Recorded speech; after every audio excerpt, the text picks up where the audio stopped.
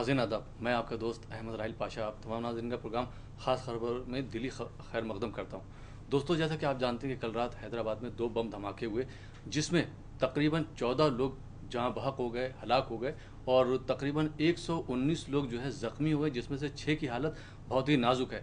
हमारे special correspondent जनाब we Srinivas Rao कल वहीं मौके पे थे और रात भर वहाँ पे मौजूद रहे, उस्मानिया हॉस्पिटल में भी मौजूद रहे। आइए उनसे हम बात करते हैं और जानते हैं कि वहाँ के हालात किस तरह काबू में रखे गए, यहाँ वहाँ पे लोगों का किस तरह का रद्द अमल था। वी श्रीनिवास साहब, आपका मैं खैर मकदम करता हूँ अपने प्रोग्राम ख़ास खबर में। आप ये बताइए हमारे नाज़रीन को कि 2 दिन पहले जो अलर्ट किया गया था उसके बावजूद भी पुलिस हरकत में नहीं आई, इसके पीछे क्या वजह हो सकती है? नहीं, जहाँ तक यूनियन होम मिनिस्टर शिंदे साहब का कहना है, वो कहते हैं कि वो जनरल अलर्ट हमने दिया था जी। अफजल गुरु को फांसी देने के बाद में ऐसा इन्फॉर्मेशन है कि वो लोग ने ऐलान किया था कि इसका सज़ा हम आपको देंगे। ये तो जनरल न्यूज़ आया था, ये तो सबको मालूम है। जी जी। उसी के बाद में एक जनरल अलर्ट सबके लिए दिया गया था और खासकर हैदराबाद को भी दिया गया था, कर्नाटका में भी दिया गया था। ये 2 जगह थोड़ा उनका एक्टिविटी, टेररिस्ट का एक्टिविटी ज़्यादा है समझते हैं, और इधर भी अलर्ट दिया था कि स्पेसिफिकली तो नहीं कहा गया कि इस एरिया में होगा, जी जी, लेकिन इस एरिया में होगा करके तो कोई अलर्ट नहीं दे सकते। इंटेलिजेंस ब्यूरो ने ऐसा दिया था कि हैदराबाद में और कर्नाटका में थोड़ा ज़्यादा अलर्ट से रहना चाहिए, ऐसा अलर्ट तो हमें मिला है। ये भी पुलिस वाले ये एग्री करते हैं कि हमको मिला है। मिलने के बाद वो बोलते हैं कि चीफ मिनिस्टर के मुताबिक और आईबी के मुताबिक और डीजीपी के मुताबिक जो प्रिकॉशंस लेना था वो तो ले चुके हैं, लेकिन फिर भी ये हादसा तो हो गया। अच्छा, जैसे पहले जो बम धमाके हुए थे उन सबको मद्देनज़र रखते हुए, उनको जहन में रखते हुए सीसीटीवी कैमरे लगाए गए और मेटल डिटेक्टर भी लगाए गए, लेकिन कल जो बम धमाके हुए इसमें सीसीटीवी जो है कैमरे काम नहीं कर रहे थे। इसके बारे में आप क्या कहना चाहेंगे?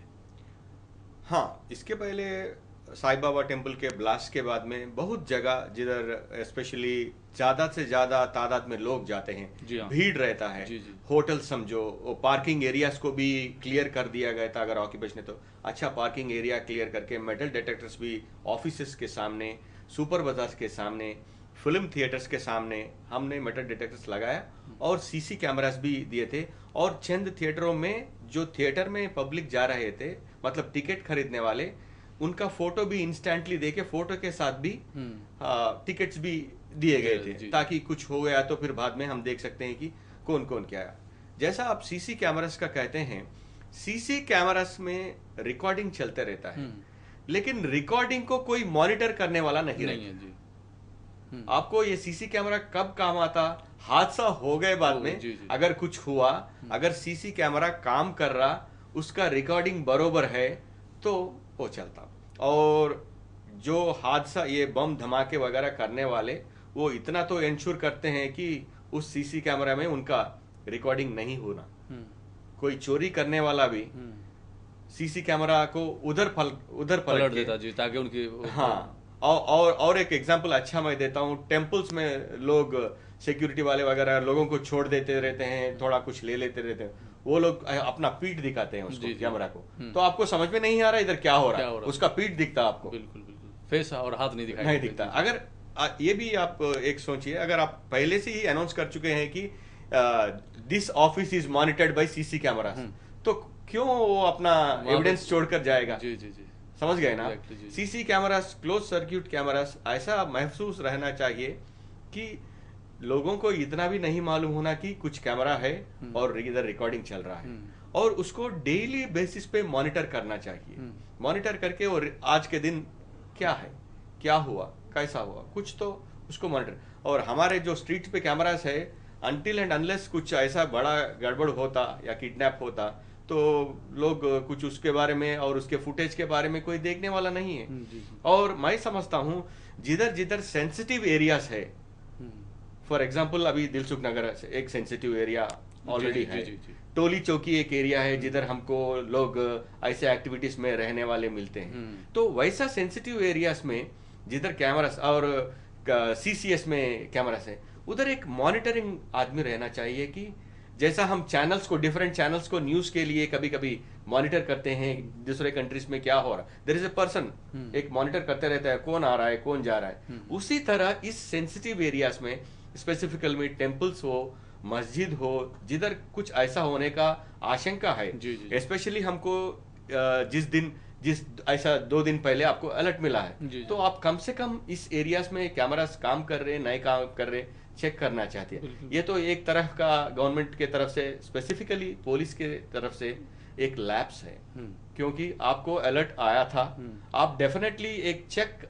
रैंडम चेक लेना था कि इस सेंसिटिव एरियाज में अपना सीसी कैमरास मॉनिटर कर रहे हैं, क्या उनका फीड मिल रहा है, अगर मिल रहा है तो हम किसी को इस एरियाज में डेफिनेटली एक रैंडम चेक के लिए, एक मॉनिटरिंग के लिए, एक विजिलेंस के लिए, निगाह के लिए हम उनको आगाह करना था।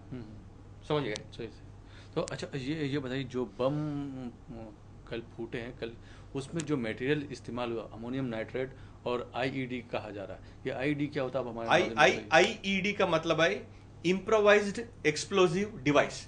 मतलब जो केमिकल एक्सप्लोड होता उसको ये एक्सप्लोजन्स करने वाले थोड़ा इंप्रूव करते हैं उसको, धमाके को बढ़ाने के लिए। फॉर एग्जांपल जो अमोनियम नाइट्रेट है उसका तो एक्सप्लोजन मटेरियल है, उसमें छर्रा डालते हैं, उसमें नेल्स डालते हैं और उसको पाइप्स में भर देते हैं, हाँ, बकेट्स में भर देते हैं। तो आपको कैसा तरह का धमाका चाहिए और वो धमाका किस डायरेक्शन में जाना चाहिए। तो पाइप्स, फॉर एग्जांपल जब चंद्रबाबू नायडू का एक हादसा हुआ था तिरुमला में, तिरुपति में हुआ था, तो उसको वो लोग ने ड्रेनेज पाइप्स रहते, ड्रेनेज पाइप्स में एक्सप्लोजिव मटेरियल्स को, डंबल्स रहते ना जो हम एक्सरसाइज मटेरियल, उसके बॉल्स को भर के उसको इम्प्रोवाइज किया था। डंबल्स को दो साइड उसको उन्होंने कट करा, जो बॉल्स आपको हेवी बॉल्स मिलते हैं, तो उनका ये थिंकिंग था कि जब वो जो एक्सप्लोजन मटेरियल एक्सप्लोज होता तो वो बड़ा बड़ा बॉल्स, आयरन बॉल्स जाके उनको हिट करना चाहिए, क्योंकि वो बुलेट प्रूफ गाड़ी में जाते हैं, ऑर्डिनरी छर्रे भरने से या नेल्स भरने से कुछ नहीं होता। उनको एक्सप्लोजन एक बड़ा इंटेंसिटी वाला होना था, और ये बड़ा आयरन बॉल्स जो डंबल्स के उन्होंने कट करके वो पाइप्स में एक्सप्लोजन के साथ भरा था, वो जाके उनको हिट करना था, उनका मकसद था। लेकिन उस समय जो गाड़ी का रफ्तार था थोड़ा आगे चले गया, और टेल एंड पे वो बॉम्ब का ये एक्सप्लोजन का इंटेंसिटी, हाँ, वो जब वॉल का कंस्ट्रक्शन हो रहा था, घाट रोड है वो, तिरुमला अब हम चढ़ने का घाट रोड है, तो घाट रोड का वॉल, पैरापेट वॉल बना रहे थे, बॉर्डर वॉल। तो बॉर्डर वॉल वर्क में ये लोग ये पाइप्स लगा के वो वॉल का कंस्ट्रक्शन में उसको जोड़ के उसके साथ एक वायर लेके फॉरेस्ट के अंदर चले जाके उसके साथ ये एक्सप्लोजन का टाइमिंग वो कैमरा के फ्लैश के जरिए ये एक्सप्लोजन किया था। एक्सप्लोजन तो बराबर, ये इम्प्रोवाइज्ड एक्सप्लोजिव डिवाइस तो काम तो किया, लेकिन निशाना तो मिस हो गया। जो सेकंड का बस्ता गाड़ी आगे चले गई, और वो बुलेट प्रूफ कार था, इसलिए टेल एंड में इंटेंसिटी हुआ और ये बाल बच गए थे। इम्प्रोवाइज मतलब जो एक्सप्लोजन मटेरियल है उसको डिफरेंट मटेरियल से मिक्स करके उसका धमाका बढ़ाने के लिए ये पाइप को भी उस तरफ, जिस तरफ होना था वैसा वो डायरेक्शन में लगा। तो हमको जैसा मटेरियल चाहिए वो एक्सप्लोजन मटेरियल को उसमें दूसरे मटेरियल से मिला के उसको वो शेप्स में, थोड़े लोग बकेट्स में, अगर रोड के नीचे कार को ऊपर उठाना है तो बकेट्स में भर के, टिफिन बॉक्सेस में भर के उसको रोड को खोद के नीचे लगाते हैं। तो जब गाड़ी जाता है तो उसका इंटेंसिटी, मतलब वाइड इंटेंसिटी ऊपर, गाड़ी को ऊपर उठा देना, ब्लास्ट करना। माधव रेड्डी जो फॉर्मर होम मिनिस्टर थे, उनके टाइम में एक ब्रिज कंस्ट्रक्शन में वो लोग जब ब्रिज को, फ्लाईओवर ब्रिज बना रहे थे, उसमें बकेट में भर के वो रोड के खोद के रोड के अंदर लगा दिए, उसके ऊपर से रोड ले कर दिए और वायर पीछे लेके, जब फ्लाईओवर बन रहा था वो फ्लाईओवर के रोड के नीचे ही उसको बकेट में भर के एक्सप्लोजिव मटेरियल को लगा दिया गया है। तो ऐसा एक्सप्लोजिव को इम्प्रोवाइज करते हैं, उसको इम्प्रोवाइज्ड एक्सप्लोजिव डिवाइस कहते हैं, उसको आईईडी कहते हैं। अगर देयर इज अनदर मटेरियल, दूसरा मटेरियल उसको, जिसको हम आरडीएक्स कहते हैं। अगर आरडीएक्स यूज करते हैं तो इसका इंटेंसिटी इससे भी बहुत बहुत बड़ा ज्यादा हो जाती है, बहुत जी, ज्यादा जी, होता जी। था। लेकिन अभी भी इंटेंसिटी बहुत बहुत ज्यादा है। करीब करीब 100 से ज्यादा लोग जख्मी हो गए। जी, जी। और होम मिनिस्टर के स्टेटमेंट के मुताबिक 14 लोग तो मर गए। मर गए। पहले 12 नंबर था, फिर रात में और 2 ऐड हो दो गए। मर गए, जी। तो 14 हो गया। और 6 से 7 लोग बहुत सीरियस है। जी, जी। और वो लोगों को रात में उस्मानिया हॉस्पिटल से, गवर्नमेंट हॉस्पिटल से प्राइवेट हॉस्पिटल्स में लेके गए थे कि ताकि अच्छा उनको हॉस्पिटल फैसिलिटीज जी मिल जी सके। जी। आप तो रात भर उस्मानिया हाँ, हॉस्पिटल मैं में भी था। थे जी। हाँ। आप लोकेशन पे भी गए, हाँ, उस्मानिया हाँ, हॉस्पिटल में भी गए। तो वहां पे जैसे अभी आपने बताया कि 2 लोग और मर गए, क्योंकि रात में ये थी न्यूज कि 12 लोग मरे, लेकिन होम मिनिस्टर पहले ने 7 कह रहे थे, जी। 7 का तो कंफर्मेशन था। जी। उसके बाद में वो नंबर 12 हो गया। जी, जी। और रात भर में और 2 नंबर दो नंबर ऐड हो गए। जी। बहुत कोशिश करने के बावजूद बचा नहीं पाए। थोड़े लोग तो 4-5 लोग तो स्पॉट में ही मर गए। डेड थे। बॉडीज बहुत म्यूटिलेटेड हो गए। जी, जी, जी। थोड़े बॉडीज तो एक्सप्लोजन में जल गए। बिल्कुल। मतलब कुछ कोई उम्मीद नहीं जी, था। जी, जी। 6 लोगों को तो उधर ही बहुत भयानक सीन था। जी, जी, जी। और रात में जब आप देखते हैं तो दिलसुख नगर में लोग भाग रहे थे अपने आप को बचाने के लिए जी। बचाने के लिए भागते। जो लोग दूर पे थे उनको खुद बहुत बड़ा धमाका हुआ। और उनको लास्ट एपिसोड जब साईं बाबा टेम्पल का एक्सप्लोजन हुआ वो थोड़ा याद रहने से वो लोग तो भाग पड़े। और ये तो 1 किलोमीटर की दूरी तक आवाज सुनने में आई। बहुत जैसे बहुत जी, बहुत जी, जी। ये 2 एक्सप्लोजन्स हुए। वो उसका डिफरेंस तो 150 यार्ड था। और 2 एक्सप्लोजन नहीं हुए। जी, जी। 4 का प्लानिंग हुआ था। 2 बॉम्ब्स को पुलिस ने टाइम पे आकर डिफ्यूज किया था। जी, जी। तो 2 ही एक्सप्लोजन करने में टेररिस्ट कामयाब हुए। और लोग तो जिधर गाड़ियां आ रहे आपको 4 व्हीलर्स 2 व्हीलर्स तो आगे भी नहीं बढ़ सके थी। लोग हमारे ऊपर भाग कर आ रहे। तो मीडिया को भी बहुत मुश्किल करके सामना करके उस स्पॉट्स को रीच होना पड़ा। जी जी। अच्छा, जैसे आप साईं बाबा टेम्पल की बात करें तो वहाँ पे भी 2002 में शायद बम एक्सप्लोजन हुआ था, जिसमें एक लेडी मर गई थी। हाँ। तो वहाँ पे शायद मैं समझता हूँ जो मटेरियल था इतना वो नहीं यूज़ किया गया था। हाँ। लेकिन कल का जो बम एक्सप्लोजन हुआ वो तो बहुत ज़्यादा ताकतवर थे। दोनों बम जो थे बहुत ताकतवर थे। कि बस स्टैंड कहाँ देखिए और ये टिफिन की दुकान कहाँ पे है, चाय वाले की दुकान कहाँ पे। इसमें भी अभी तक कंफर्मेशन पे नहीं आई पुलिस। कोई कहते हैं 2 साइकिल पे पीछे कैरियर्स थे। साइकिल के गाड़ी के पीछे कैरियर्स थे।